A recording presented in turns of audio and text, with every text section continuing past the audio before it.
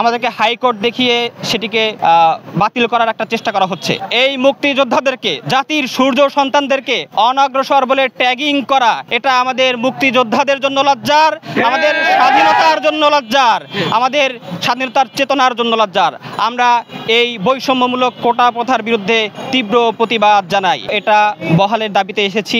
আমরা একটা কথা পরিষ্কারভাবে বলতে চাই, 1971 সালে আমাদের বাংলাদেশ স্বাধীন হয়েছিল বৈষম্যের বিরুদ্ধে। আমাদের যে প্রধান দাবিগুলো ছিল, প্রধান যে কারণগুলো ছিল আমরা পাকিস্তান থেকে স্বাধীন হয়েছিলাম, তার মধ্যে একটি অন্যতম কারণ ছিল আমরা বৈষম্যের বিরুদ্ধে অবস্থান নিয়েছিলাম। কিন্তু আমরা যখন দেখতে পাই স্বাধীন বাংলাদেশে বিভিন্ন কোঠা দিয়ে 56% কোঠা দিয়ে আমাদেরকে বৈষম্যের শিকার করা হচ্ছে, এর বিরুদ্ধে আমরা আজকে প্রতিবাদ জানাতে এসেছি। আমরা আপনাদেরকে জানাতে চাই 2018 সালে প্রায় দীর্ঘ এক বছর আমরা আন্দোলন সংগ্রামের মধ্য দিয়ে যেই 18 পুনর্পত্র অর্জন করেছিলাম, আমাদেরকে হাইকোর্ট দেখিয়ে সেটিকে বাতিল করার একটা চেষ্টা করা হচ্ছে। আমরা একটা কথা পরিষ্কারভাবে বলতে চাই, আমরা আদালতের প্রতি শ্রদ্ধাশীল, কিন্তু সেই সাথে আরেকটি কথা স্মরণ করিয়ে দিতে চাই যে আমরা আন্দোলন সংগ্রামের মধ্য দিয়ে যেই দাবি আমরা অর্জন করেছিলাম, কলমের খোঁচায় সেই দাবি আমরা মুছে দিতে দেব না।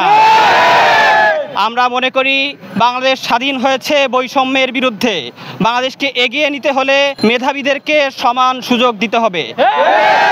আজকে বাংলাদেশে স্বাধীনতার 54 বছর পরেও অনগ্রসরতার কথা বলে যেই প্রথা চালু রয়েছে, এটা আমাদের জন্য অনেক বেশি লজ্জার। আমরা আরেকটি কথা বলতে চাই, আমাদের সংবিধানে অনগ্রসর জনগোষ্ঠীর জন্য কোটা প্রথার কথা বলা হয়েছে, সেটাও ঐচ্ছিকভাবে। আমরা স্মরণ করিয়ে দিতে চাই 71-এ আমাদের মহান মুক্তিযোদ্ধারা, তারা কিন্তু শুধুমাত্র অনগ্রসর জনগোষ্ঠী থেকে তারা মুক্তিযুদ্ধে অংশগ্রহণ করে নাই।